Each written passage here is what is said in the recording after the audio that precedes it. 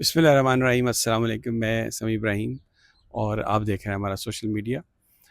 आज 8 फरवरी है, तो एक तो आज हड़ताल है, उसके हवाले से मैं आपको जो हमारे पास अभी तक इत्तलात हैं, बड़ी एक भरपूर हड़ताल है।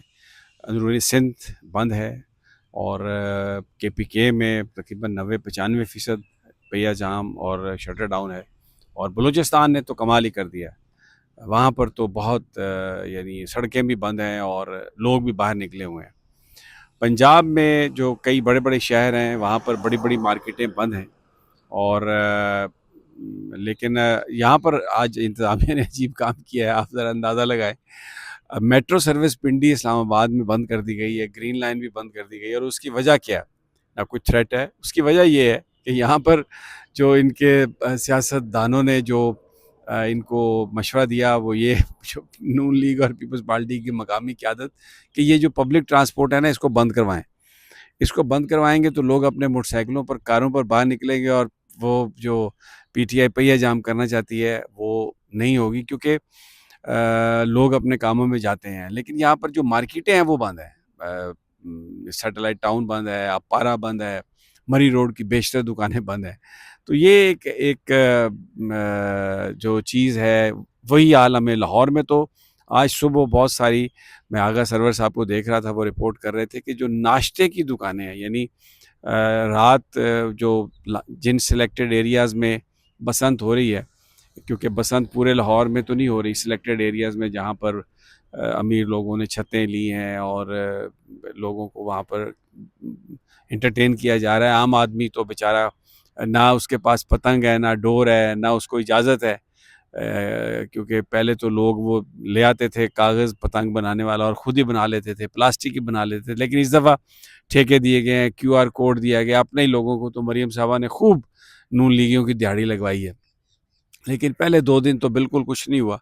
रात आखिरी पहर कुछ थोड़ी बहुत पतंगें, वो भी सिलेक्टेड एरियाज़ में, जैसे हम ये नहीं कह सकते कि पूरे लाहौर का बसंत का मेला। बहरहाल वो एक्सपोज़ तो हो चुकी है, मुकम्मल उनकी नाकाम भी हो गई है। वैसे नवाज़ शरीफ साहब भी अजीब-व-गरीब किस्म के रंगों के कपड़े पहनकर शेख रुहैल असगर के साथ उनकी एक तस्वीर हमें नज़र आई है।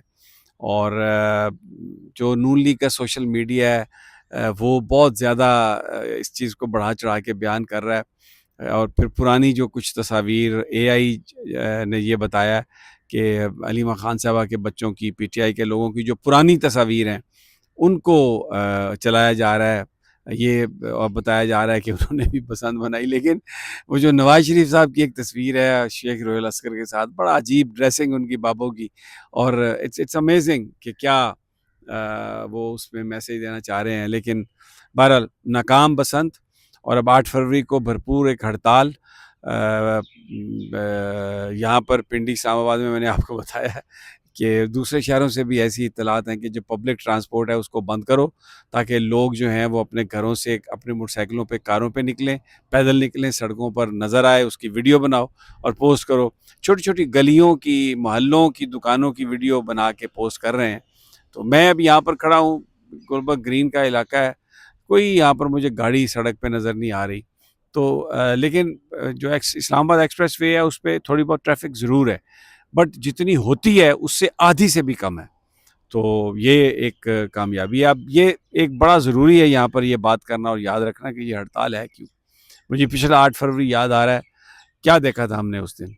8 फरवरी को लंबी-लंबी कतारों में लोग वोट देने के लिए निकले और पोलिंग स्टेशंस पर लोग पीटीआई के जो जो उम्मीदवार थे उनके निशान ढूँढते फिर रहे थे। क्योंकि बल्ले का निशान तो था नहीं, कोई बैंगन था, कोई बताऊँ था, कोई कुछ भी अजीब-व-गरीब किस्म के निशानात थे, लेकिन अनपढ़ लोग भी उनको ढूँढ रहे थे। अच्छा, फिर पोलिंग स्टेशन बहुत सारे वोटर्स के तब्दील कर दिए गए थे, ताकि वो वोट देने जा ही ना सकें और वहाँ पे ठप्पे लगा दिए जाएँ। तो उसमें इंटरनेट बंद कर दी गई। तो मुझे खुद पोलिंग स्टेशंस पर जाने में तकलीफ़ हुई, इसलिए कि आप जब गूगल में जाते हैं तो आप मैप लगा देते हैं, लोकेशन लगा देते हैं, लेकिन 8 फरवरी 2024 को इंटरनेट ना होने की वजह से ये भी फैसिलिटी नहीं थी। तो पीटीआई के उम्मीदवार इंतखाबी निशान के बगैर थे, यानी बल्ला नहीं था उनके पास, और फिर इंटरनेट नहीं था। पोलिंग स्टेशंस नहीं ढूंढ सकते थे, और पोलिंग स्टेशंस जहां पर आपके वोट थे, जब आप वहां पर पहुंचे तो पता चला कि वो जो वोट हैं वो तो आपके यहाँ पर नहीं है, वो तो तब्दील हो गए हैं। तो एक सेकंड ज़रा मुझे ये थोड़ा सा इसको मैं चेंज कर लूँ, बेयर विद मी प्लीज़। अच्छा, हाँ, मैं ये आपको पूरा व्यू मैंने कहा आपको दिखा दूँ। अच्छा, तो वो ये सारी चीज़ें हमने देखी 8 फरवरी को। फिर सारा दिन तो पीटीआई के लोग जीतते रहे, बातें भी वही हो रही थी, मीडिया भी वही रिपोर्ट कर रहा था। आखिर में जब नतायज आना शुरू हुए तो वो भी पीटीआई के थे। फिर हमने देखा, खबरें आई कि चीफ इलेक्शन कमिश्नर बड़ी एक परेशानी के आलम में विदाउट प्रोटोकॉल निकले, और वो गए और पाकिस्तानी एस्टेब्लिशमेंट के पास गए। उनकी हाई प्रोफाइल मीटिंग हुई, मैं नाम नहीं लेता, सबको पता है, फिर ये खफा हो जाते हैं कि जी आप क्यों नाम ले रहे हैं। तो वो वहाँ पर उनको हदायत की गई। तो नून लीग ने जो एक्चुअली टोटल जो को 18-20 नशिस्तें उनकी थी, और पीटीआई 180 सीटों पर जीत रही थी। रिजल्ट रुक गए, और उसके बाद फिर फार्म 47 पोलिंग स्टेशनों में से एजेंट्स को निकाल के भेजा गया। ख़ास तौर पर मरीम नवाज़, नवाज़ शरीफ, शहबाज शरीफ, हमज़ा शहबाज, ये सब इलेक्शन हार चुके थे। बल्कि वो जो नवाज़ शरीफ वाला हल्का है, उसमें तो पोलिंग एजेंट को, रिटर्निंग अफसर को रात तब्दील किया गया, वो साइन नहीं कर रहा था, फिर उसको मारा पीटा गया।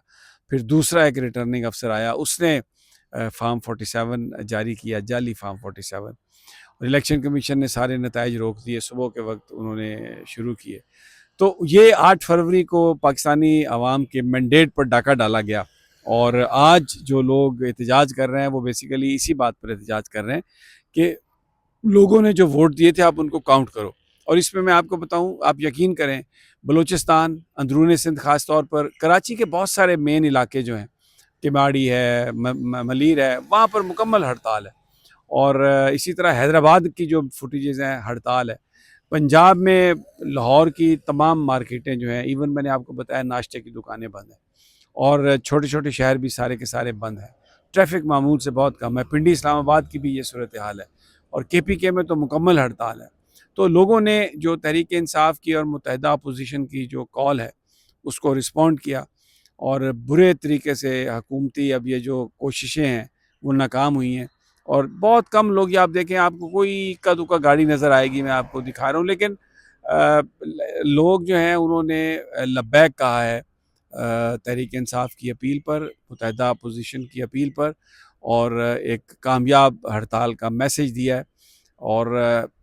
और मैं नजम सेठी साहब की बात से एग्री करता हूँ कि इस वक्त पाकिस्तान की एक बड़ी गंभीर सूरत हाल है। अब देखें, हम हिंदुस्तान के साथ हमारी लड़ाई है, we are at war with India, we are at war with Afghanistan, Iran के साथ हमारे ताल्लुक़ ठीक नहीं है, और we are at war within Balochistan. अब इस्लामाबाद में, पंजाब में और केपीके में भी जो दहशतगर्द हैं वो उन्होंने अपनी कार्रवाइयाँ तेज़ कर दी हैं।